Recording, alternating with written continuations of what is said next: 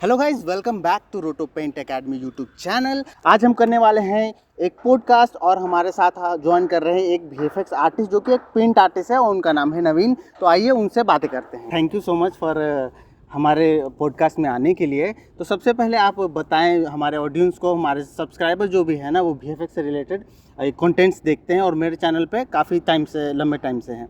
तो सबसे पहले आप बताओ आप क्या हो, क्या करते हो? हम तो वीएफएक्स पेंट आर्टिस्ट हैं और मेरा इस फील्ड में 9 साल हो गया। जब हम ज्वाइन किए थे तो एक्चुअली हमने एकेडमी में क्लास लिया था।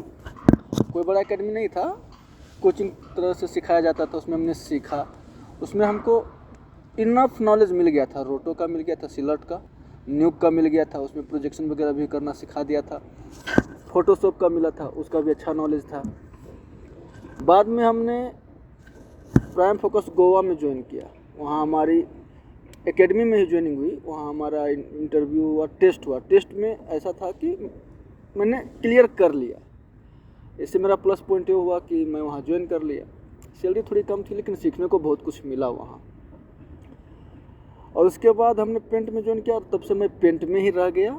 बहुत ट्राई किया हूँ कि अब थोड़ा सा अपना लेवल अपर करूँ, थोड़ा सा कॉम्प में जाऊँ और इंटरनली जितना भी हो सकता था तैयारी, न्यूक का जितना भी डीप में जा कर के उसको जानना मैंने लगभग कर लिया है। अब बस वेट कर रहा हूँ कि कॉम्प का कहीं कुछ वैकेंसी वगैरह या कहीं अपॉर्चुनिटी आए तो हम भी अपना कॉम्प में भाग जमा सकें। अच्छा, आपने ये बताया नहीं आप एग्जैक्टली हो कहाँ से, फिर आप वीएफएक्स इंडस्ट्री में आपका इंटरेस्ट कैसे आया, कैसे क्या आपको मोटिवेट किया कि इस इंडस्ट्री को ज्वाइन करना है? देखिए, शुरू में जब स्टूडेंट्स लाइफ में होता है इंसान तो लगभग सब लोग फिल्म को पसंद करते हैं और लगभग सब यही सोचता है कि हमको भी फिल्म लाइन में काम करना है। मेरा भी यही इंटेंशन था कि फिल्म लाइन में काम करना है। तो मैं छोटा छोटा वीडियो एडिटिंग किया करता था। एक वीडियो मैंने एडिटिंग किया था, बहुत अच्छा था, लगा था मुझे, बहुत अच्छा लगा था। ये बॉर्डर फिल्म का सॉन्ग था, हमने उस पर अपने ही फ़ोटो और घर वालों के फ़ोटो लगा के किया था, तो बहुत अच्छा लगा था। तो मुझे लगा कि इसी में करियर बनाऊंगा, इसमें मज़ा भी आ रहा है और पैसा मिल जाए तो और अच्छा। तो हमने इधर उधर पता किया और पता चला कि इसका क्लास होता है और ऐसा है। पहले हम लोग को नॉलेज नहीं था वीएफएक्स का, बिल्कुल नहीं था। खासकर हम बिहार पटना से हैं तो इस सब का मतलब जो लोग आए हुए हैं उन्हीं के घर के लोग जानते हैं कि वीएफएक्स इंडस्ट्री भी कोई इंडस्ट्री है। अन्यथा आप दूसरे से पूछेगा तो इंजीनियरिंग के सिवा आपको कुछ बताएंगे नहीं। मैंने क्लास किया, 6 महीने का क्लास किया और 6 महीने में हमने खूब मेहनत की। हमारे जो टीचर थे उन्होंने भी हमको खूब अच्छा से समझाया, पढ़ाया लिखा। उसके बाद ये हुआ कि हमने गोवा गया, वहाँ मेरा हो गया, इंटरव्यू पास हो गया, टेस्ट भी क्लियर कर लिया, टेस्ट भी पास हो गया। तो फिर वहाँ से हमारा जर्नी स्टार्ट हुआ और अभी तक भगवान की कृपा से कायम है। अच्छा, आप जैसे बता रहे थे कि आप वीएफएक्स पेंट आर्टिस्ट हो, तो अभी कई लोगों को पता एग्जैक्टली होता नहीं कि वीएफएक्स पेंट होता क्या है, इंडस्ट्री में कहाँ पे काम आता है, फिल्म में आखिर एग्जैक्टली होता क्या है। तो आप बता सकते हैं क्या होता है वीएफएक्स पेंट? वीएफएक्स पेंट आप ये समझ सकते हैं कि जब कोई आदमी फिल्म शूट करता है या कोई डायरेक्टर या कोई भी व्यक्ति अगर फिल्म बना रहा है, वो शूट किया फिल्म, तो फिल्म में वो सारी चीज़ें आएंगी जो कैमरे को दिखेगा। जो कुछ भी अभी हम यहाँ से शूट करें, जो भी यहाँ पर होगा सब आएगा कैमरे में। ऐसा तो नहीं कि वहाँ पेड़ है और वो पेड़ को हम चाह रहे कि नहीं है वो तो होगा नहीं, तो आएगा ही आएगा क्योंकि है वो ओरिजिनली है वहाँ पर। तो पेंट आर्टिस्ट का काम होता है कि अगर जो डायरेक्टर या जो वो फिल्म बना रहा है उसकी इच्छा है कि हम वो फिर पेड़ वहाँ ना रखें, उसको हम हटा दें, यहाँ कुछ वैसा ऑब्जेक्ट हो या तो डस्टबिन का डब्बा हो, वो सब हमको नहीं चाहिए। इंडस्ट्री में क्या होता है कि वायर पे सारे वर्क होते हैं, जितने भी आप वीएफएक्स वर्क देखते हैं, हीरो उड़ रहा है, विलेन बहुत दूर तक गिर रहा है, तो ये सब सीन जो होते हैं वो वायर के थ्रू या केबल के थ्रू ही शूट किए जाते हैं। तो उसको हटाने के लिए पेंट आर्टिस्ट का ज़रूरत पड़ता है। वो उसको हटा देते हैं, इस तरह से हटाते हैं, इतना परफेक्शन के साथ हटाते हैं कि लोगों को थोड़ा सा भी ये आइडिया ना हो कि पहले से वहाँ वायर था। और उस काम को बखूबी और बिल्कुल परफेक्शन के साथ काम करना ही एक पेंट आर्टिस्ट का बहुत बड़ा दायित्व होता है, रिस्पॉन्सिबिलिटी। तो मैं इस चैनल पे कई सालों से एक्टिव हूँ, तो मेरे जो सब्सक्राइबर हैं कई लोग पूछते हैं कि कौन कौन सा सॉफ्टवेयर इसमें यूज़ होता है। कई लोग बोलते हैं कि पेंट के लिए फ़ोटोशॉप यूज़ होता है या फिर न्यूक यूज़ होता है या फिर सिलआउट यूज़ होता है। तो आपने जब ज्वाइन किया था एज अ फ्रेशर, तो कहाँ से इंडस्ट्री अभी कहाँ तक आई है, कौन कौन से सॉफ्टवेयर आए थे, कौन से चेंज हो गए, ये सब के बारे में थोड़ा जानकारी दे सकते हैं। देखिए, आपने 3 सॉफ्टवेयर का नाम लिया, फोटोशॉप, स्लॉट और न्यूक। पेंट ये तीनों पे होता है। शर्त ये है कि कंपनी कौन सा सॉफ्टवेयर यूज़ कर रही है और किस पे वो काम करवाना चाहती है। चाहती है का मतलब ये है कि कुछ सॉफ्टवेयर का डिसएडवांटेज है, कुछ का एडवांटेज है। अब जैसे स्लॉट में या फोटोशॉप में आप काम करते हैं पेंट का, और प्लेट उसका चेंज हो गया, ग्रेड चेंज हो गया, क्योंकि फिल्म का चीज़ है, डायरेक्टर कभी भी कुछ चेंज कर सकता है। वो तो उसके मूड पे है कि हमको ये कलर नहीं, थोड़ा सा और कलर सप्रेस करना है, डिप्रेस करना है, थोड़ा अप करना है, डाउन करना है, कलर उसका चेंज हो गया। तो जो आप काम फोटोशॉप पे किए ना, वो काम आपको फिर से रीडू करना पड़ेगा। लेकिन न्यूक में इसका आपको एडवांटेज है।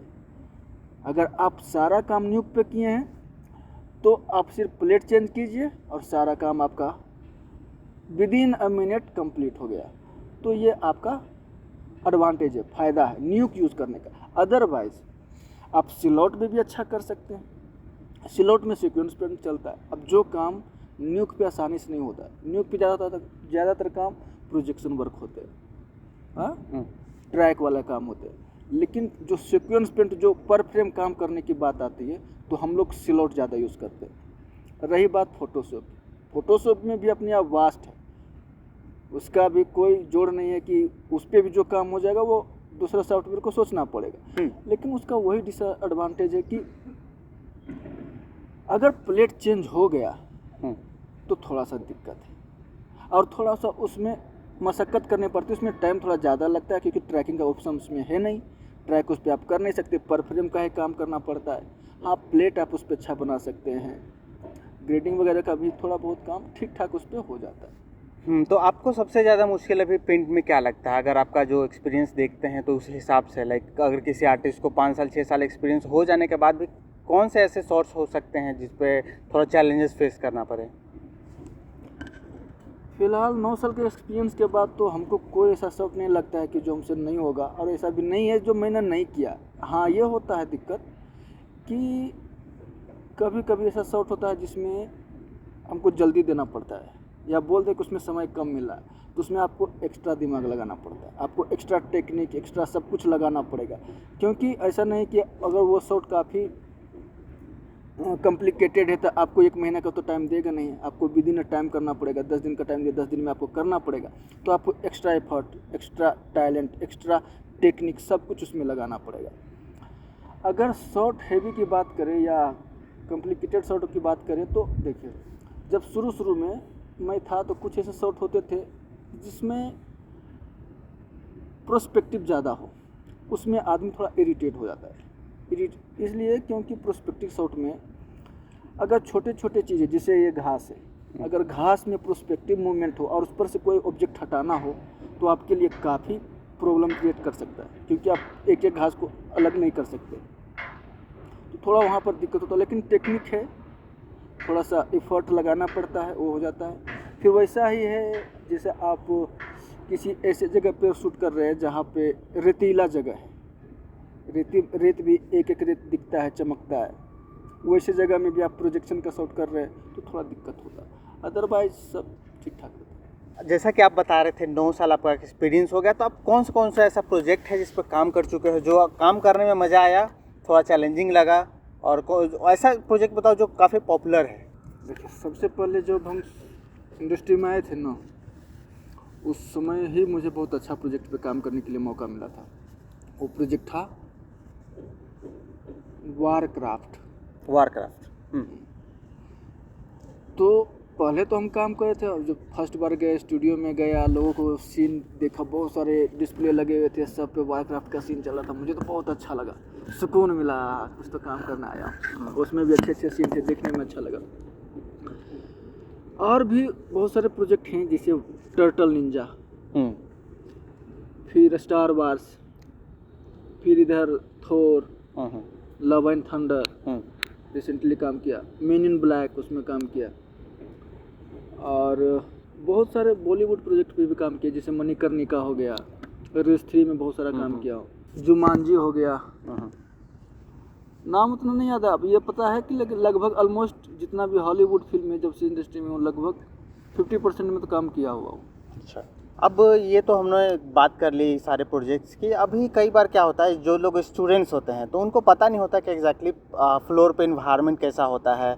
तो अगर कोई स्टूडेंट अभी नया नया ज्वाइन करता है तो कैसा कैसा इन्वायरमेंट मिलता है उनको फ्लोर पे? अलग अलग कंपनीज़ का इन्वायरमेंट डिफरेंट होता है क्या, या फिर कैसी कंपनीज ज्वाइन करने चाहिए अगर कोई फ्रेशर स्टार्ट कर रहा है तो?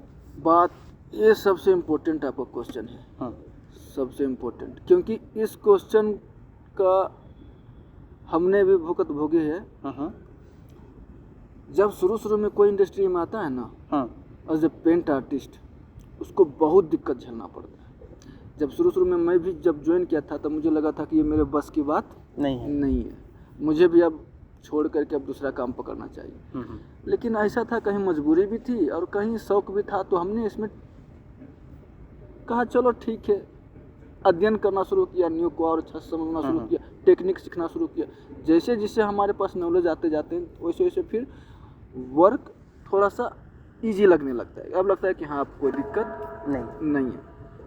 तो जो नए बंदे आते हैं ना, इसको तो झेलना ही पड़ेगा। वो मन में बैठा ले कि साल 2 साल तो उसको इस परेशानी को झेलने से कोई नहीं बचा सकता है, क्योंकि ये वो पीरियड होता है जब आपके पास उतना नॉलेज नहीं है और आपको करना है काम बिल्कुल परफेक्शन के साथ। तो थोड़ा सा बंदा इरिटेट हो जाता है, बार बार आपको प्रेशराइज, मतलब आप प्रेशराइज किया नहीं जाएगा, लेकिन आपको ऐसा फील होगा कि हम प्रेशराइज किए जा रहे हैं, हमको बार बार करेक्शन मिल रहा है, हम इतना अच्छा कर रहे हैं फिर भी करेक्शन मिल रहा है, अब क्या कर सकते हैं। ऐसा थोड़ा सा मन में फीलिंग आती है, थोड़ा सा तकलीफ होता है, लेकिन उस सबको बर्दाश्त, थोड़ा सा इतना तो मान के चलना कि 2 साल एडजस्ट करना पड़ेगा।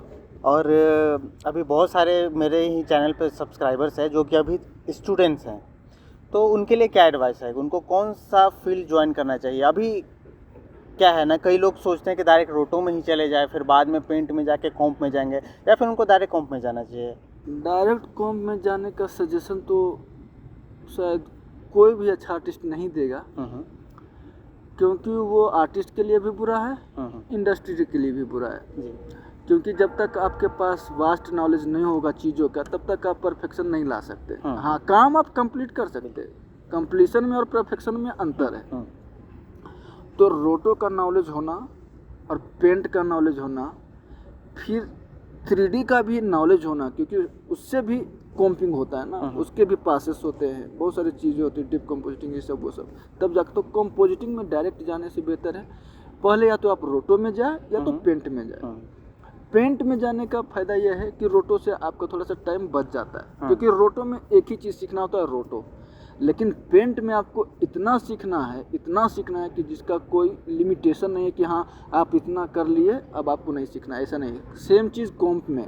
तो जब आप पेंट सीखते हैं तो आपके लिए कॉम्प को समझना थोड़ा आसान हो जाता है, और आप वो सारे परफेक्शन ला सकते हैं जो एक सुपरवाइज़र को या जो भी उसका डायरेक्टर को चाहिए होता है। तो मैं यही प्रीफर करूँगा कि पहले अगर मौका मिल रहा है तो पेंट में जाइए, नहीं मिल रहा है तो रोटो ठीक है। अगर जो ज़्यादा प्रेशर नहीं लेना है शुरू में तो रोटो ठीक है। रोटो के साथ साथ पेंट का भी ट्रेनिंग करते करते, नॉलेज लेते लेते पेंट में, फिर कॉम्प में, एक प्रोसेस भी हो जाएगा, एक सही रास्ते में जाएंगे और आसानी से सब कुछ होगा।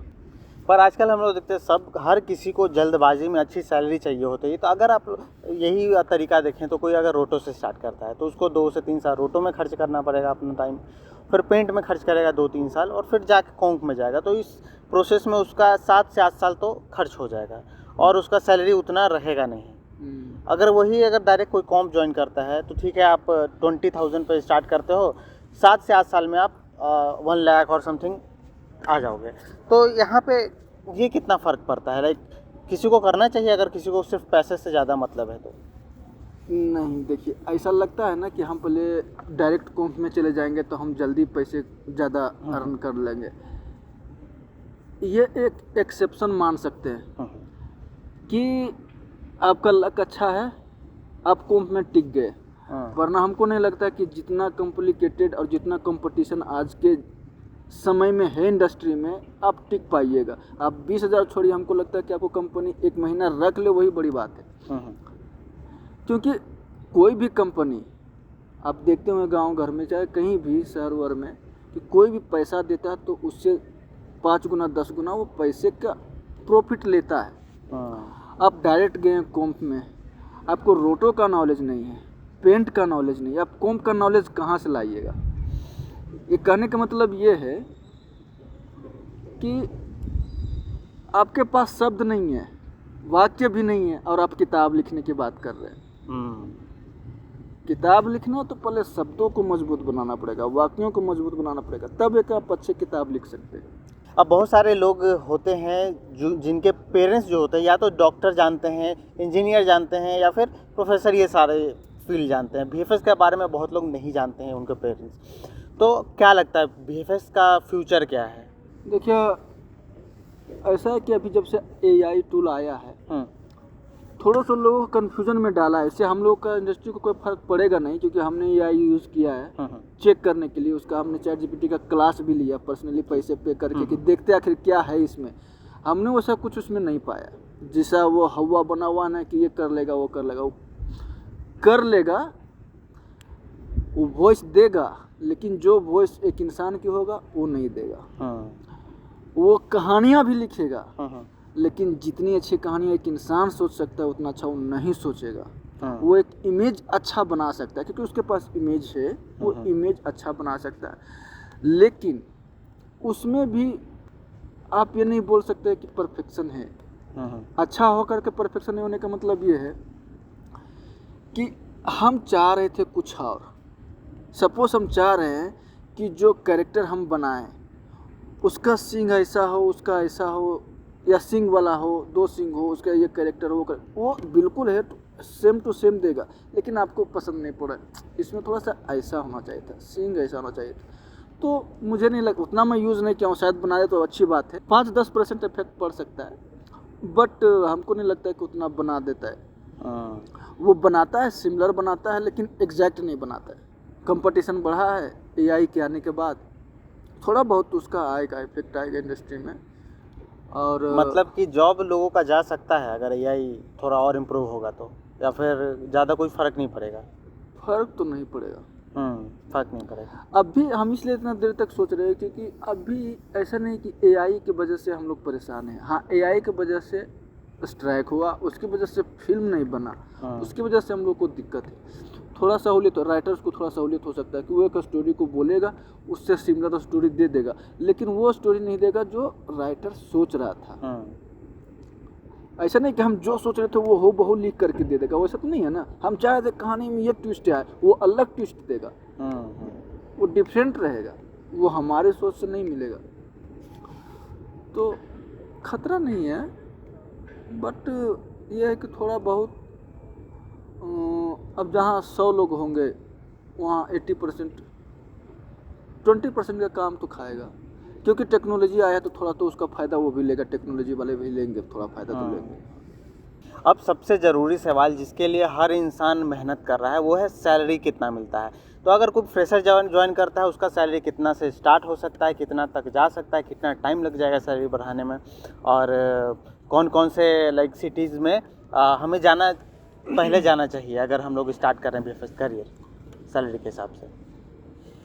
सिटी के हिसाब से तो जहाँ मौका मिल जाए वहाँ चल जाइए। पहले काम देखना है कि पहले हम काम सीखे, फिर सिटी से अपना बाद में देखते रहेंगे। रोटो में अगर जाते हैं तो एज ए फ्रेशर 15 से 25 के आसपास मिल जाता है फ्रेशर को। ठीक है। पेंट में जाते हैं तो 25 से 35 तक फ्रेशर में मिल जाए, मतलब काम थोड़ा बहुत ठीक ठाक आ रहा है, काम की कर ले रहे हैं, 25 से 35 तक मिल जाता है। तो ये सब आप बात कर रहे हो बड़े स्टूडियोज़ के या फिर जो छोटे मोटे स्टूडियोज़ होते हैं उनमें इतना सैलरी? मीडियम लेवल के हिसाब मीडियम से। लेवल। अगर जो आप बड़े स्टूडियो में जाएंगे तो थोड़ा सा ये रेशियो थोड़ा ऊपर भी जा सकता है, और छोटे कंपनी जो फ्रीलांस वर्क टाइप के करती है तो थोड़ा सा कम भी दे सकता है।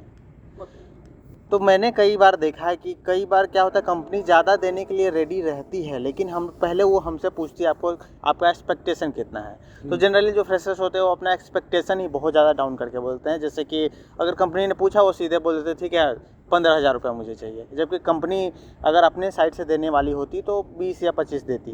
तो क्या लोगों को अपना एक्सपेक्टेशन कम रखना चाहिए, या फिर उनको ज़्यादा ही मांगना चाहिए, इससे उनके लाइक जॉब मिलने पे फ़र्क पड़ेगा या नहीं पड़ेगा, अगर उनका इंटरव्यू लाइक हो रहा है, उनसे पूछा जाए तो उसके लिए हम ये सजेशन देंगे कि अगर जो जिस कंपनी में आप इंटरव्यू देने जा रहे हैं या टेस्ट देने जा रहे हैं, हाँ। तो वहाँ से किसी से जान पहचान रखिए कि वहाँ जिसे आप रोटो में जा रहे हैं या पेंट में जा रहे हैं, हाँ। तो क्या मिनिमम सैलरी है, हम्म, मिनिमम सैलरी क्या है वहाँ की, या एक रेशियो होता है ना कि हाँ ये जो कंपनी है इसमें 40 से 80 हज़ार के बीच में सैलरी है, तो इस हिसाब से आपको एक आइडिया मिल जाएगा कि हम कितना तक मांग सकते हैं और कितना हमको मिल सकता है। अब ऐसे आप डायरेक्ट चले गए, आपको भी नहीं आइडिया है कि यहाँ कितनी सैलरी वैल्यू है, क्या एक आर्टिस्ट की वैल्यू है, कितना मिल रहा है, तो थोड़ा वहाँ पर दिक्कत हो सकता है। लेकिन ये सजेशन रहेगा कि आप पहले थोड़ा सा जांच पड़ताल कर ले कि क्या रेशियो है वहाँ का, उस हिसाब से आप थोड़ा डिमांड करेंगे तो आपको ठीक रहेगा। तो दोस्तों ये हमारे साथ थे नवीन भाई, ये मेरे साथ ही काम करते हैं। मुझे कहीं भी कोई भी प्रॉब्लम होता है तो मैं भी इन्हीं से पूछता हूँ। है उनका एक्सपीरियंस काफ़ी अच्छा, 9-10 साल का, तो काफ़ी अच्छा नॉलेज रखते हैं। तो ऐसा ही अगर पॉडकास्ट आपको और भी चाहिए होगा तो कमेंट करके बता देना, मैं और भी लोगों के साथ पॉडकास्ट बना लूँगा। और जैसे ये तो पेंट आर्टिस्ट है, और भी कोई अगर सेपरेट डिपार्टमेंट है तो उनके आर्टिस्ट से मैं आप लोगों का बात करा सकता हूँ। और कोई भी डाउट्स हो, क्वेश्चन पूछ दो कमेंट में। ये कमेंट्स नवीन भाई भी देखेंगे तो मैं भी उनको वो भी आपका रिप्लाई कर सकते हैं। और आप मेरा पॉडकास्ट देखने के लिए थैंक यू सो मच। अब मेरे चैनल को लाइक कर दो, शेयर करना मत भूलना, कमेंट ज़्यादा से ज़्यादा करना और देखते रहना। थैंक यू, धन्यवाद।